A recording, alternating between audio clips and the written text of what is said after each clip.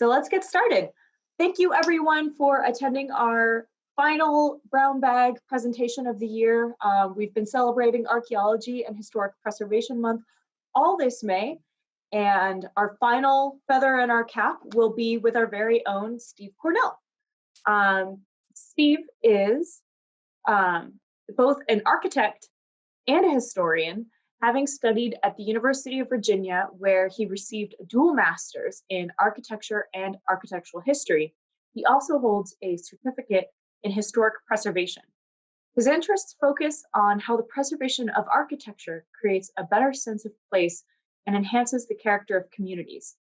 He works here at the Utah State Historic Preservation Office, and we are so excited to have him as our historic architect.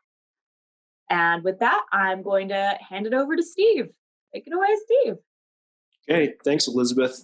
My interest really lies in, how do you define and create a sense of place? And I think this project is really a good example of that. How does it enhance the community? How does it create a sense of place? So that's kind of what we're going to be focusing on today, as a matter of fact. Okay.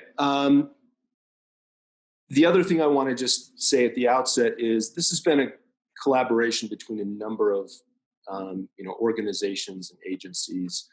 The Oljéé'to chapter of the Navajo Nation has been really involved in this collaboration. The Navajo Nation itself, San Juan County, state elected officials, legislators, the state of Utah, my office, which is the State Historic Preservation Office, and Utah State University. So it's been a real nice collaboration between all of these organizations. And, it's nice to know that we ultimately all have the same goal. And so that, that sort of allows us to kind of move forward without impediment in this process. So, so that's kind of the intro. What I'm titling this presentation is the Oljato Trading Post, Renewed Significance in the 21st Century. And this image that you're seeing, we'll come back to this, but this is an image from 1936 showing the Oljato Trading Post at that time. And keep in mind that in 1936, it really was kind of, in its early stages. It's not fully developed out. It's, really kind of in a time of transition between, some of the early old traders, as they call them, and some of the new owners of this facility. But the gentleman there in the cowboy hat is Dan Goulding.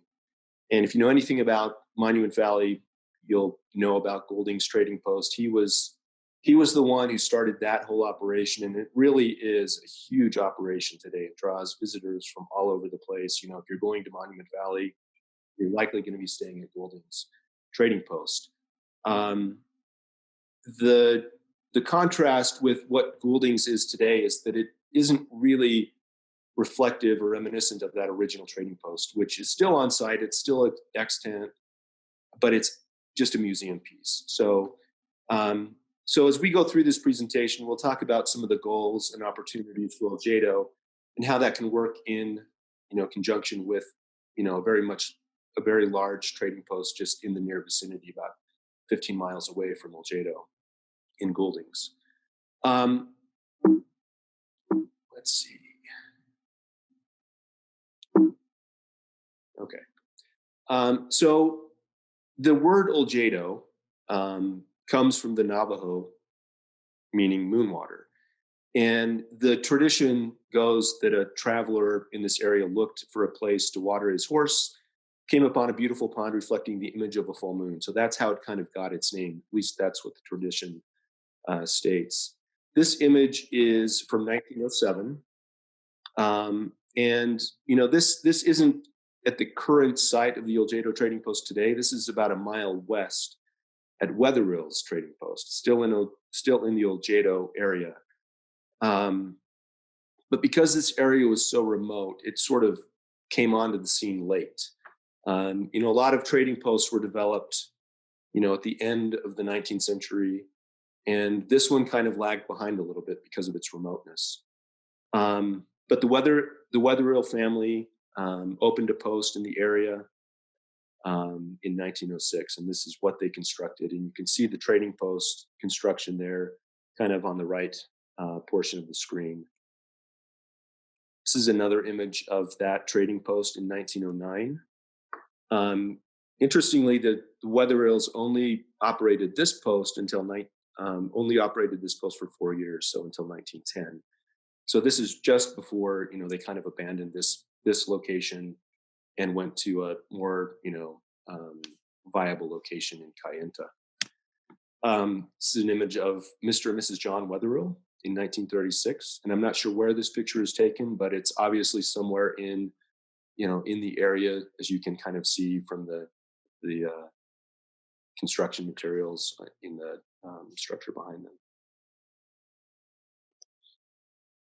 And this is an image of the Weatherill Trading Post in 1924. So by this point, it had been abandoned for about 14 years and just was sort of, being used maybe as storage sheds or something, but it wasn't an active trading post.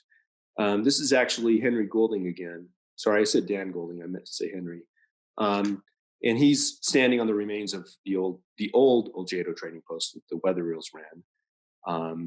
And he's kind of surveying the area. That trading post no longer stands, but there are some ruins out there that you can still see today.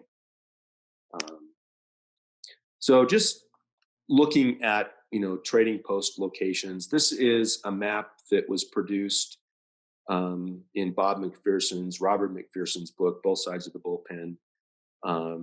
And it shows kind of the, this connection, this array of trading posts in the region. And right there, you can see Oljato, and adjacent is Golding. So they're in fairly close proximity. But it is a pretty remote location. It's sort of out in the middle of nowhere. You get a lot of trading posts to the east, a few off to the west, but this location really is pretty remote. And again, this is an image from 1938. This is the Oljato Trading Post that was owned by the Pearsons at that time, and when this picture was taken, and that could likely be one of the Pearson family members there in the photo as well. But that is Henry Golding there in the cowboy hat again. So one of the reasons this became kind of a viable location was because of there was this remote, it was in a remote area, but it was close to the local community at Oljato, and so this became a viable post. And also it was because it was near a water source, and that's a very important consideration if you're living in Monument Valley, as you know. So I wanted to look at the development of the site. This is what you currently see from Google Earth, and it just shows the location of the extant buildings today. This is sort of the original trading post, and you get a lot of a conglomeration of buildings here in the landscape. But what we're really talking about in 1921, Joseph Heffernan moved to this site, to this location, in the early 1920s, and he likely would have built, just erected a tent on the site and started his trading operation at that time. But that was kind of the customary way of doing things, without having to put down a lot of investment. You put up the tent, see if it's a viable location, and off you go. So in 1921, he builds a stone building, which was the bullpen, and I'll talk a bit more about that in a minute. And he and his family likely still lived in the tent during that time when they first, built that first bit of construction in 1921. Later on, they would have built the living quarters, which you can see there to the left. So this is the next sequence in that construction history. And there were some outbuildings that were built, a well and a windmill, obviously for water, and an outbuilding, which I'm not sure what exactly its function was, but it likely had a very pragmatic association with the bullpen, the trading post, and the living quarters for the Heffernan family.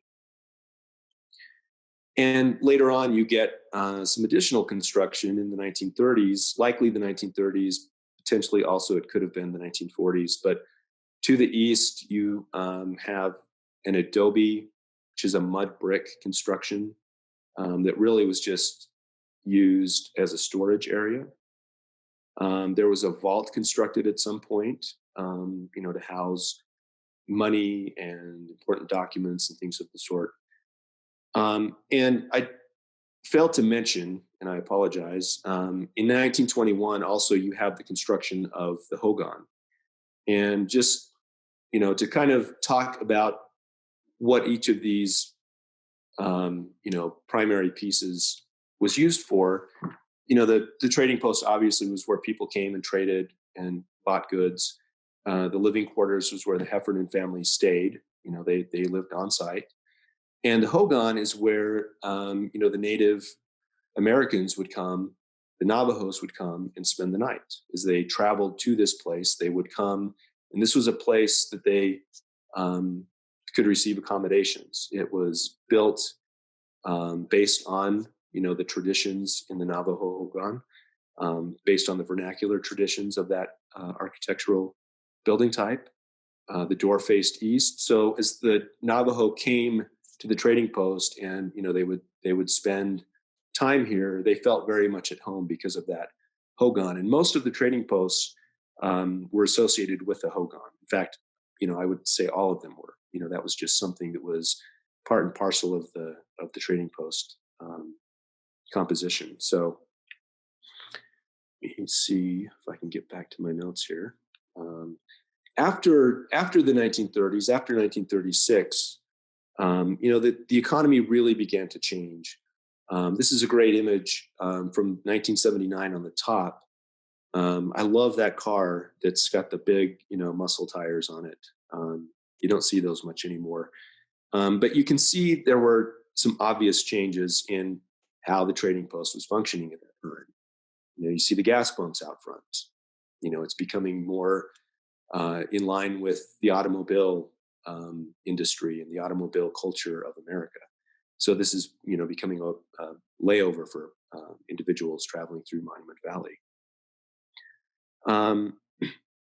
Prior to World War II, the traders were really kind of these independent individuals that were heavily invested in the community. They lived and worked in the community. They cared deeply about the local people, the local Navajo. After World War II, things began to change just a bit.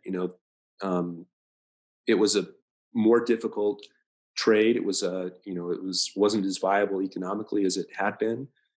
And so, the trading post was commercialized. It was corporatized. A lot of larger operations started coming in and, buying these things up and, running their business out of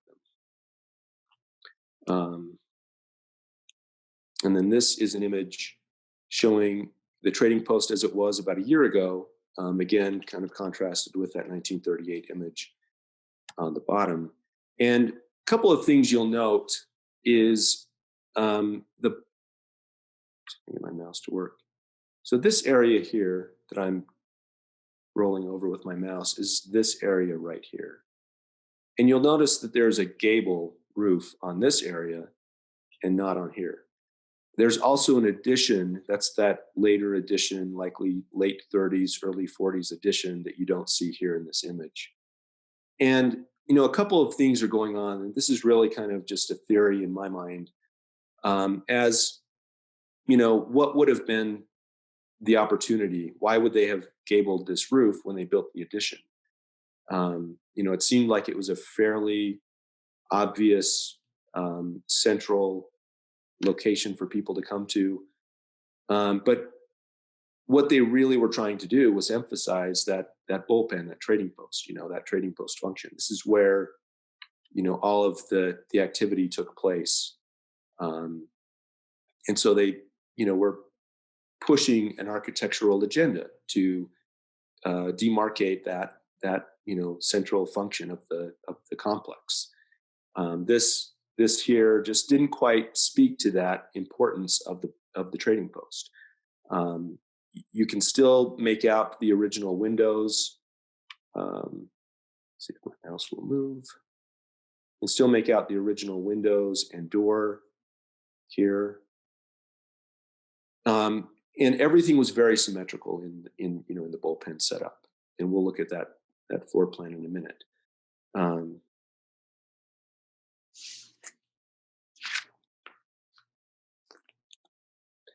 So just kind of moving around the trading post, we're still looking at the south side. This is sort of, standing near the central part of the trading post, looking to the west. So these are the living quarters. And then this is sort of at this corner here, looking back to the east. Whoops. Excuse me. And you can pretty readily see that, the original construction, like I said, was, made of locally quarried stone and brought to the site. This, however, the living quarters for the family was an adobe block. So it was a mud brick. It wasn't a stone brick. And, there were, maybe some necessities that were driving that decision to, build it out of mud block rather than the more durable stone. They did face it with kind of a stucco, as you can see in the images. And they overlaid everything with, the, logs that were, from trees in the area. So everything is of a local variety. All the materials, the mud, the stone, the logs, everything is locally sourced. And so this is what we call a vernacular building. It's, following some of the traditions of other trading posts, but this really is something that's, specific to its own time and place.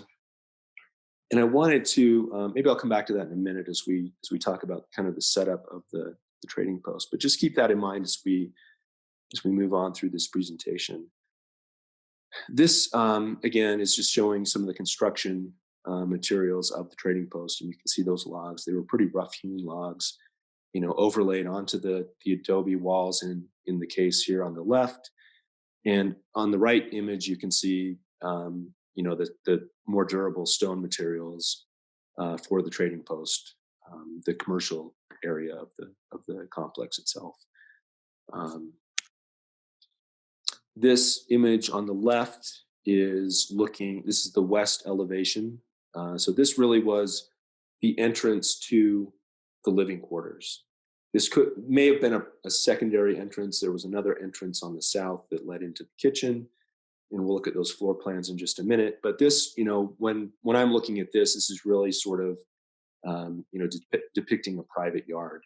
And when we were down there just in March, some of the students excavated a fire pit out here, and I don't know what the states do, but it was interesting to see, something intimate and familial here in this location. The family, I imagine, may have come out and congregated at the fire pit, maybe cooked there, but this was a place for the family to gather and to spend time. And just kind of moving around the building, this is now the north elevation, and I've had to blur a couple of things out here. We've got some graffiti on the backside that I didn't want this presentation to represent in any way. So, but again, this whole section here is built of this adobe block. The same construction. So, looking at the floor plan, wanted to just kind of identify, some of the areas, how it was laid out. This here is the original construction, obviously, the bullpen, that's what it's called. It has a at grade level as you would come into the bullpen. This is where the locals would come in and occupy this space. The owners of the trading post would occupy this space, and this was an elevated trading floor. So you kind of had an advantage over those coming to trade with you because you were standing above them, and it's about a 10-inch difference in elevation. But it's enough to make, kind of that, emotional or mental connection that, we here in the bullpen on the lower floor have got to kind of, make the others happy. So let me just wanted to read an excerpt from Robert McPherson's book where he kind of discusses the layout of the trading post. And what you'll see, again, the trading post is here. The living quarters are here to the west. And then this really kind of becomes pragmatic space supporting the trading post. And obviously the vault, which was, became a necessity at some point. Not sure when the vault was constructed, but just reading out of Robert McPherson's book, it says, while no two posts were exactly the same, there were many similarities shared by all. And in one case, there's a trading post that is described in a fair amount of detail, called the Gallegos. The Carsons put up 2 tents, one for the operation of business and one to live in while they completed the trading post. They built 2 rooms, one for living quarters, the other for the store, into a shelf of sandstone that formed the base and part of the back wall. Later, a small storeroom was added to the other side of the store, also dug into the sandstone, its floor a foot lower so that stepping into it was like going into a cool, dark cave. In front of the trading post, the sandstone sloped unevenly down a few yards to more level and sandy ground above the wash. A bumpy approach for the wagons. The building was long, low, and sturdy. Its rough-hewn stone block walls, 18 inches thick, were carefully squared on the outside corners and rounded with adobe plaster on the inside edges of windows and doors. And you'll see that same thing here at Oljato. The plaster was whitewashed. The living quarters adjoining the store, partitioned out of an area 36 feet square, consisted of 2 little bedrooms, a kitchen, and a room for eating and sitting in. The ceilings were low, and though it might have been small for a family of 4, it was larger than a hogan. So just looking at that description, what you have here, and, I'm drawing some conclusions about what some of these rooms may have been used for. There is a fireplace in this room, and it's likely that the sleeping arrangements were located, on the north side of the building, just to get those cooler breezes at night. It's sort of sheltered from the sun. And all the walls are very thick walls, 18 inches thick and more in some cases. And here it really is kind of the public face of the living quarters. You have the kitchen. There's an entry directly into the kitchen from the south. There's also an entry from the west into this corridor. The dining room is interesting, and I'll show you a picture of this later. There's a large window in the dining room that almost goes to the ground, and I'm not sure if that's an original feature of this space or if it was enlarged at some point. But it's again kind of, most of the other windows in the building are high up on the wall, so they're sheltered from the sun during the day. You've got the overhanging eaves that sort of shade the windows. But for whatever reason, the dining room had this large, almost floor to ceiling window. And we'll look at that in a minute. And then you have kind of the gathering space, what we would call, a living room today. And there was a fireplace. There were a couple of log posts. But again, an entry directly from the outside. In the bullpen, this construction here was later. But there was a necessity for an office space and for more storage. And later on, you'll even see kind of more agglomerations onto the original building. As corrals became necessary and storage garages, things like that. So, and there's a bathroom here and potentially a water closet here. I'm not sure if that's accurate or not, but I'm not sure what else that space would have really been used for. So I wanted to talk about the bullpen just for a minute. These are some images from the inside of the bullpen. This is sort of toward the door.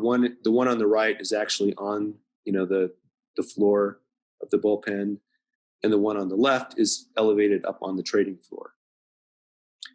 But you kind of get a sense of how that space functioned. There was a very definite and defined, delimitation of space in that area. And again, on the left, you have an image looking back toward the south, toward the entrance into the bullpen on that elevated trading floor. And on the right, what that picture is showing actually is a skylight. So, at the time, when this was constructed in 1921, there was unlikely any electricity in the area. And so windows and, these passive features that we've largely lost connection with today were very much part of this building. So it was very much a part of its environment. It functioned with the environment. It had skylights and windows that could open and let in breezes. And, again, I'm talking about these, overhanging eaves that kind of shade the windows during the day, and very thick, either stone or adobe walls that would insulate the building from, the heat of the summer. And these images are from 1979, when it was still functioning as a trading post. Now, obviously, some of the wares that you see hanging, from the shelves are different from what it would have been in the 1920s and 30s and 40s, but it's more mainstream. You got some Charmin toilet paper there on the shelf, some automobile belts, which obviously were in huge demand driving through Monument Valley. I'm sure they sold a lot of those as cars broke down. But those are interesting images to look at, as it still function. That's largely been, non-existent for about 20 years, as the post has been abandoned for about that time. The office space adjoined the bullpen, so you can move into the office space from the trading floor.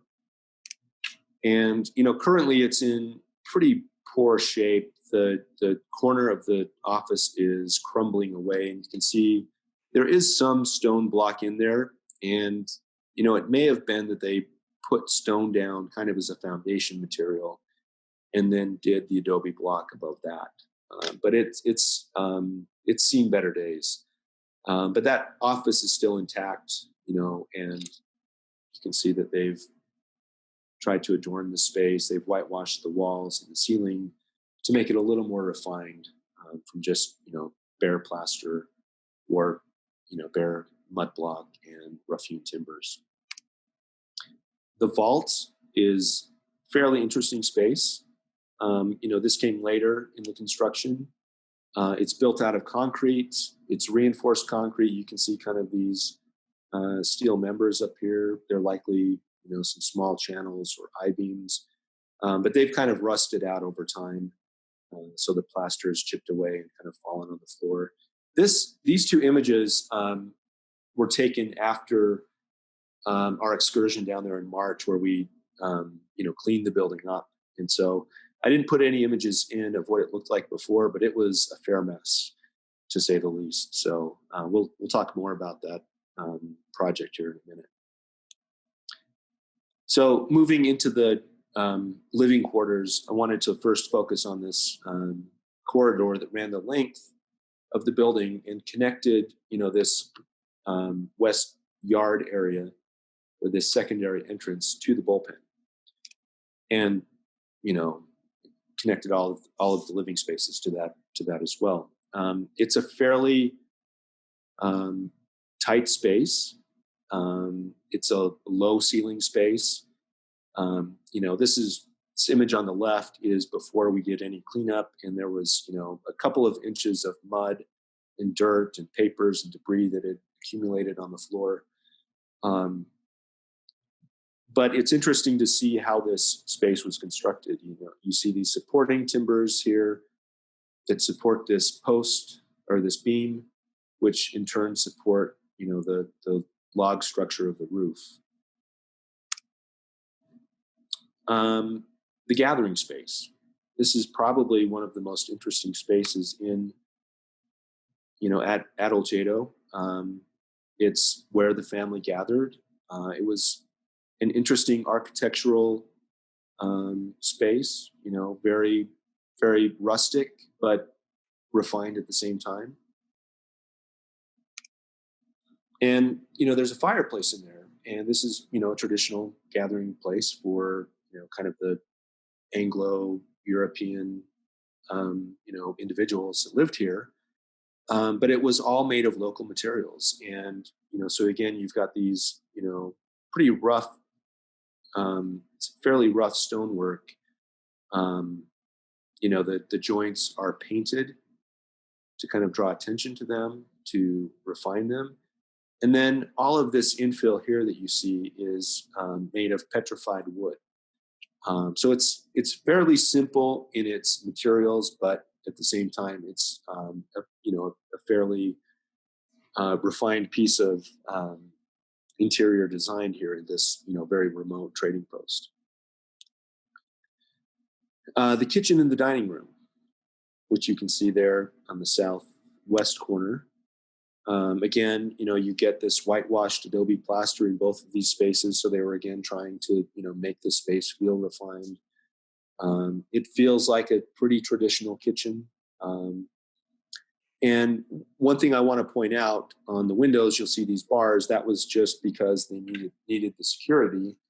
There were a lot of goods, a lot of, valuable items in the trading post. And so this was just a way to secure those items and features. So that construction that you see is likely fairly early on in the trading post history. This is the dining room on the right. And again, what I'm showing you is, this very large window in the dining room. And you can see how much it contrasts with the window that's in the kitchen.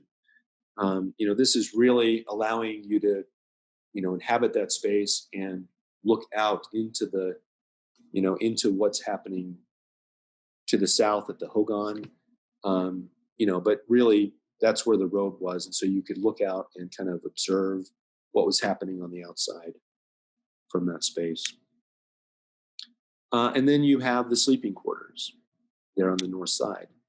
And again, they're fairly rustic, but you get some refinement in, a fireplace feature that's in the central bedroom.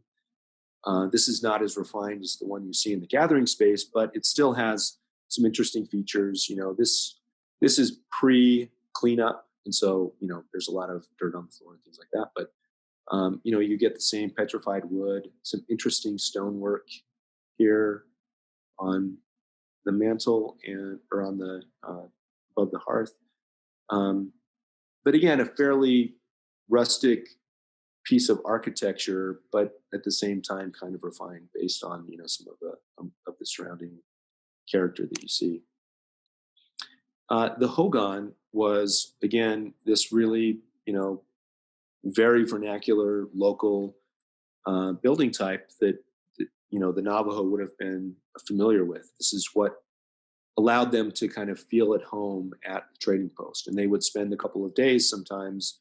They've traveled a long way on foot or by horse, and this was a place for them to kind of spend a little bit of time. It was shelter from the hot sun, and there were accommodations there that the owners of the trading post would provide for the visitors to the post. So interestingly, the roof structure, you don't see it here in the picture, but the roof structure is this cribbed log structure.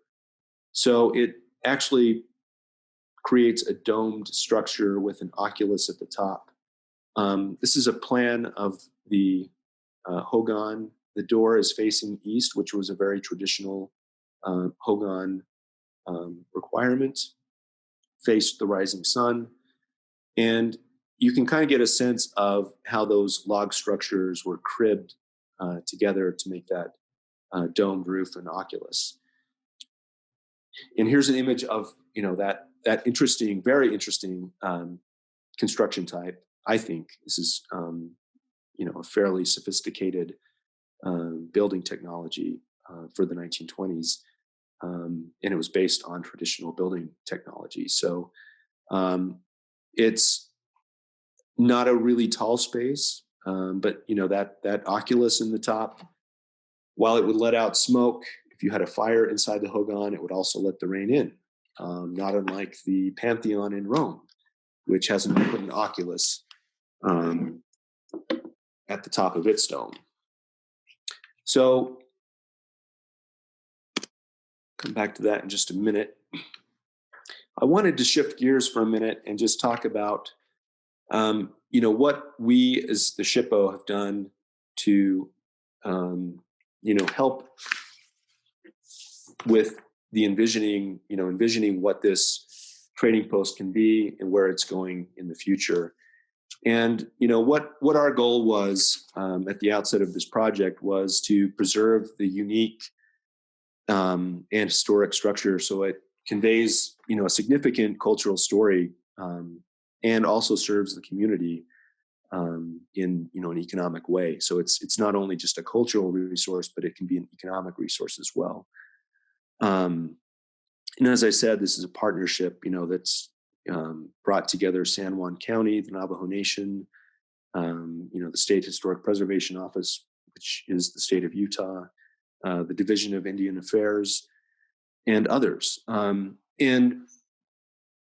the funding for the rehabilitation is not in place, and it's likely going to come from a variety of different sources. There could be state funds, tribal funds, county funds, some federal funds. Maybe there are some private donors and organizations that help to fund this project. And what we as a Shippo did was really kind of identify what it would take to renovate and rehabilitate the Oljato Trading Post. And so, we began looking at, what are the most important features? What are some of the later additions that maybe aren't as necessary, that really don't tell the story of the trading post, and don't support its function or its cultural story. There are a lot of buildings on the side, as you can see in the left image. A lot of outbuildings here. This, again, all of the darker areas are the original buildings dating from 1921. The hatches are kind of hard to make out in this image, but that crosshatch that goes up to the right is, again, early, probably 1920s construction. And then, the kind of that hatch is everything that came later. So there's a lot of building there on site, and a lot of the buildings just aren't as useful or functional as they once were. So that's kind of the existing site plan. And what we did was, envisioned proposed site plan. How would that site function? Where would parking areas be? We think about tour buses. Not that that's something that happens today, but if there are tourists, if there is some sort of economic function to this, then that might be an accommodation that we want to think about. So we thought about some of the most important buildings on site, and you can see that these buildings that are whited out, those are going to be demolished. They have less functional importance today to us. Obviously, the hogan remains. The trading post, the living quarters, the vault. The storage and office area will likely have to be rebuilt because it's in pretty poor condition. And then all of the parking, all of the kind of functional considerations for the site would take place to the north, and out of sight from the original or the primary facade of the building.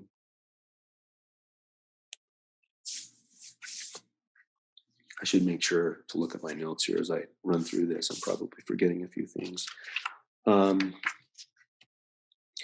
So we also looked at the interior of the building, and looked at the existing conditions, what needed to be fixed, what could kind of remain, and went through a series of exercises to call out, identify how one would go about renovating the structure, which areas would need to be rebuilt, which areas would need to be, upgraded.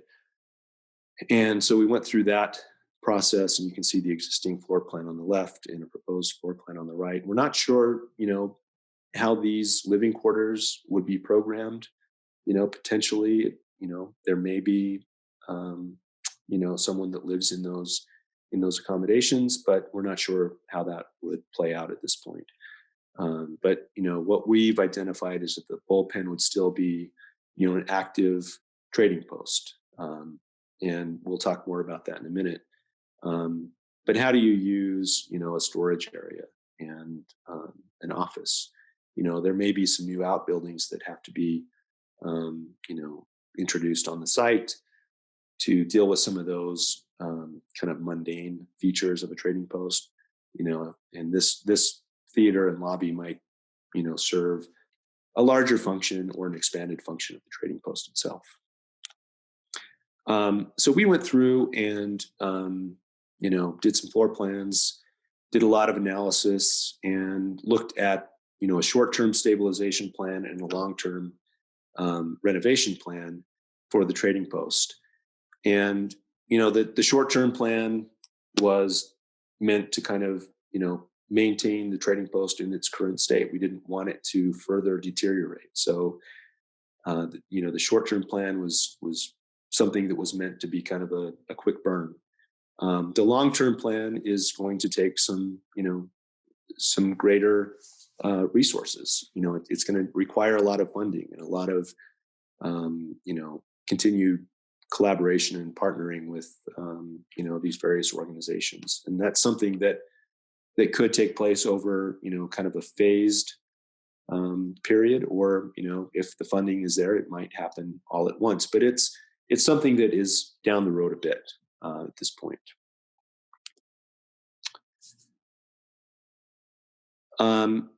So these are some renderings of, how that trading post might function. And this is just meant to kind of, elicit an emotional response to, how the trading post could look. It looks pretty run down today, as you can imagine.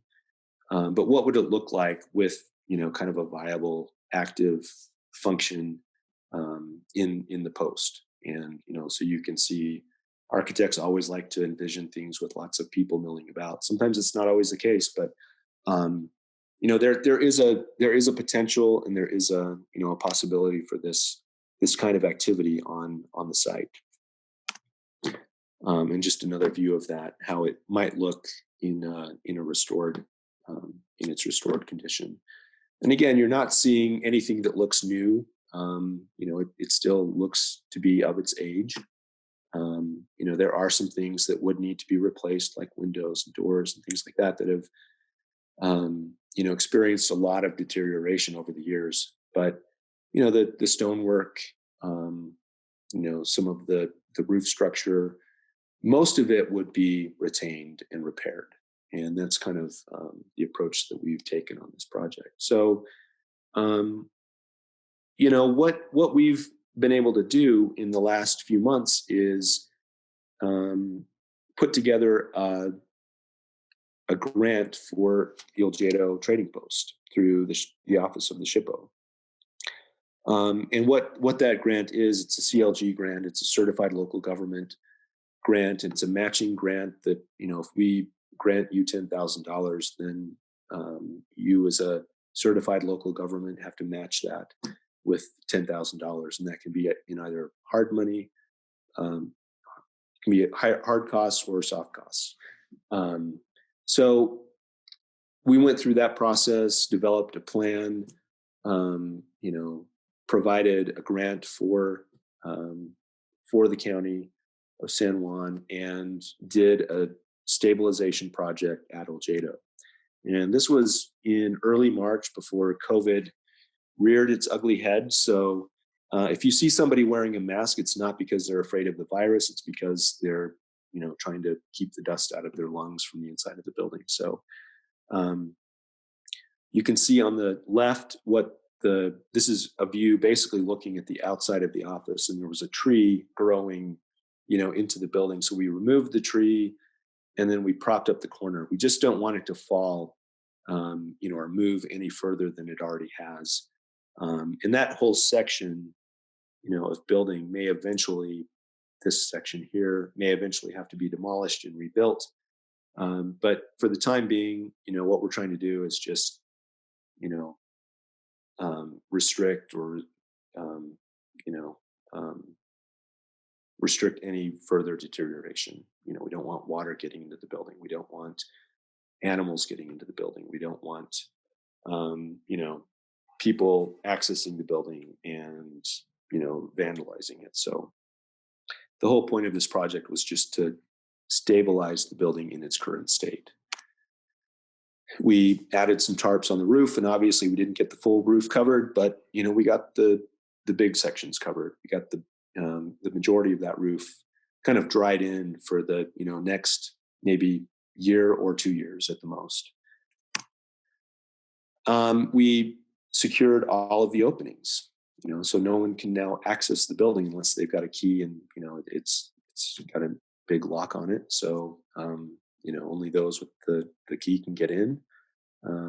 So again, hopefully this is just an attempt to kind of maintain it in its current state. And on the right, you can see, I don't know if that's the full pile of stuff that we pulled out of the trading post in March, but if not, it's a good portion of it. The building was full of debris and, just stuff that had accumulated over the years and then just been left there and abandoned. So all of that was pulled out. The trading post is essentially ready for a group to come in and start doing a longer term restoration project. So a lot of that, initial kind of getting the site ready for a project has been done. And, these are some images. I should note that the bulk of the labor was provided by Utah State University. And, there were about 30 students down there on site. And if you had any, misconceptions about the younger generation, these guys really kind of put a stop to that because they were hard workers. They got after it, and on the left, you can see they're digging something out. They're excavating something in the yard. When they had run out of stuff to do, they still had a few hours to work. And so they went at something else that wasn't part of the project, but they excavated kind of this rear patio area, which, we found pretty interesting. But these students really did work hard over a 3-day period to, carry out the plans that we had generated. And, I think we successfully stabilized the building. Now, the other part of that project was we brought down a local, a group based out of Salt Lake and the surrounding area called the Vernacular Architecture Forum. And this is a group of, professionals that, we get together and we talk about local architectural traditions. And one thing that we do is we go out on site and measure and document vernacular buildings. And this is it's a pretty remote location. Most of what we've done thus far has been in or around Salt Lake, pretty near Salt Lake. So this was a really great effort by the Vernacular Architecture Forum. And we call this the Legacy Project because we had, some funds that remained after we had a national conference here in Salt Lake a couple of years ago. So we used those funds to go out and document vernacular buildings. And I think there were 6 of us that came down and, over the course of a couple of days, documented the buildings, drew the buildings on site. And, these potentially will be used for, an architect's renovation plans. But really they are meant to inventory this vernacular building technology. And I wanted to point out again, on the left, we're looking at the bullpen, and this log structure here was likely, an original log feature of the trading post. You'll remember that I said that at some point it was, the roof was gabled when they put on the East Addition. And you can see that this looks kind of like it's wasn't originally thought out. They left that original beam in place when they gabled the roof, but it looks a little odd there in the trading post. But that again is something that we were pretty interested in because it really tells the story of its construction history, how it was built, how it was conceived originally, and ostensibly these drawings will then help us understand more of how it was used and some of the cultural and traditional experiences that went into building this trading post. And these, they're rough drawings, but these are some of the drawings that we produced down there on site. So they're measured drawings and they're to scale, but it's really an attempt to capture all of those existing spaces as they are today. And some more drawings. The one on the left is the hogan. The one in the middle is a section through the bullpen. And the one on the right are a couple of those architectural features that are in the gathering room. So you have the post and beam structure there on the left side of that picture, and then the fireplace elevation on the right. And so that kind of brings me to the end of the presentation. And what we're looking for in the future is for a project to be done at Oljéé'to, kind of a permanent renovation or restoration project here at the site. And there are a number of questions that that we're asking that we maybe haven't quite figured out yet. How will it function in the future? How will it be managed? Will it be self-sustaining? These are important questions, and it's not different from what we ask ourselves when we renovate buildings, in a large metro area. Salt Lake, for instance, each building that we renovate has to have a viable function. Otherwise, it's not a viable renovation. So, the same questions apply to Oljéé'to, even though it is a remote location. It could be that the manager of the Oljato Trading Post would, be a local. That part of what we're trying to do again is generate some economic activity here at Oljato. It's a very small town. I'm not sure what the population is, but it's probably not more than 100. But it's it's very, very remote. But it's interesting how all of the community members, as they would come and go and kind of see what we were doing, they would stop and chat with us, and spend some time and tell us stories about Oljato and what they remember. So the community is very interested in what this place is going to be. So there's got to be some local support and involvement in the ultimate use of this building. We're talking about what the timelines are, who the partners are, and this is a vernacular building. It's a traditional building, but there may be some new technologies and techniques and things that we can bring to this to make it a viable renovation and a viable economic generator. There may be an e-commerce aspect to this where people could actually buy things online from the trading post, things that are locally made and produced. And the trading post has its own strengths, it has its own weaknesses, and we're very very aware of that. Some of the strengths are it's a pretty rare and one of a kind trading post. It's one of the few remaining trading posts in this area. And some of the weaknesses are that it's there's a lack of funding. We understand that, and that's something that we're currently working through. And it's a fairly remote location. So if you were to do a renovation, would it draw the interest in the the tourism industry to Oljato to kind of support its function? So that's kind of where we're at. But we feel that there's a strong opportunity for a viable future, a viable kind of economic generator at Oljato, and we're putting in place a plan to get to that point.